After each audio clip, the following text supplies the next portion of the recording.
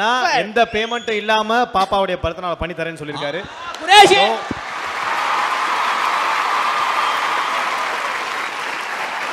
ஒரு சில பேரால தான் அது பண்ண முடியும். அந்த வகையில அவர் ஒரு ஜெம் ஆஃப் தி லெஜெண்ட். மீண்டும் ஒரு எதனால நான் உன்னை என் க்ளோஸ் ஃப்ரெண்டா நினைக்கிறேன் தெரியுதா?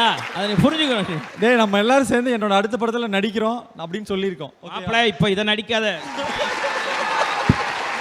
ஐயா பண்ணி கொடுங்கயா. ஃப்ரீயா பண்ணிக்கலாம். என் மாமாக்கு பண்ணா யாருக்கு பண்ணுங்க? அப்பா என்ன அப்படியே.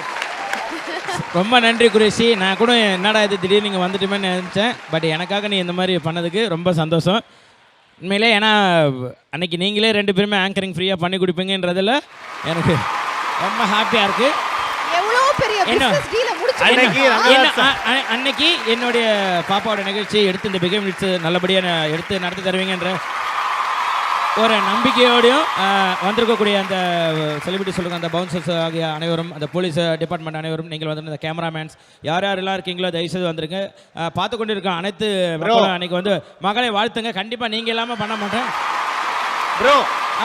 பர்த்டே டெலிகாஸ்ட் பிகேம் பார்த்துப்பாங்க பண்ணித்தாங்க. உங்களால் முடிஞ்ச தொகையை கொடுத்துட்டு நான் வந்து இவ்வளோ கொடுங்க அவ்வளோ கொடுங்கன்னு கேட்கக்கூடிய ஆள் நான் கிடையாது. ஏன்னா அதாவது அங்கங்கே டெக்கரேஷனுக்கு ஒரு ஆளோ சமையலுக்கு ஒரு ஆளோ நீங்களே கேமரா எடுத்து சார் நாங்கள் உங்கள் குழந்தைக்கு நாங்கள் பண்ணித்தரோம் நீங்கள் இந்த மாதிரி பண்ணுங்க இவ்வளோ எங்களால் பிகின் உட்ஸால முடியும் இவ்வளோ முடியும் சார் கொடுத்தீங்கன்னா அதை வாங்கிட்டு பாப்பாக்கு ஒரு இல்லை உங்கள் பெருந்தன்மை எனக்கு தெரியும். ஏன்னா உங்கள் கல்யாணத்திலேயே மொய் பணத்தைன்றதுக்காக நீங்கள் மணவரிலேருந்தே வந்து எண்ணிட்டு போயிருக்கீங்க. So you are such a humble. உண்மையே அன்னைக்கு தான் தெரிஞ்சது நீ என்னோட க்ளோஸ் ஃப்ரெண்டுன்னு ₹1 வச்சிருந்தான் சார் அந்த கவரில். அப்போ தான் தெரிஞ்சது. ரொம்ப சந்தோஷம். உனக்கு கேட்டரிங் பிடிச்சி கொடுத்துருக்கேன்ல. மன்னிக்கணும் மாப்பிள்ள ₹1,01,000. Okay okay. புகழ் வந்து சொல்லியாச்சா அந்த டேட் பர்த்டேல நம்ம வந்து கிராண்ட் டின்னர் தரோம் மாப்பிள்ள அப்படின்னு சொல்லிட்டான். Grand dinner. ஓ மை மாஸ்டரை பார்த்தா அண்ணன் தான் கேட்டரிங் போலயே நம்ம மாப்பிள்ள இங்கேயே சத்தியம் வாங்கிட்டு September 27 catering Madhampatti catering.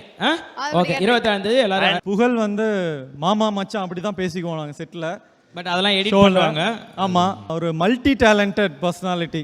So பயங்கரமாக திடீர்னு பாட்டு பாடுவான், டான்ஸ் ஆடுவான், அவன் என்ன பண்ணுவான்னு அந்த டைமில் தான் தெரியும். அவ்வளோ சரக்கு வச்சிருக்க அப்படி.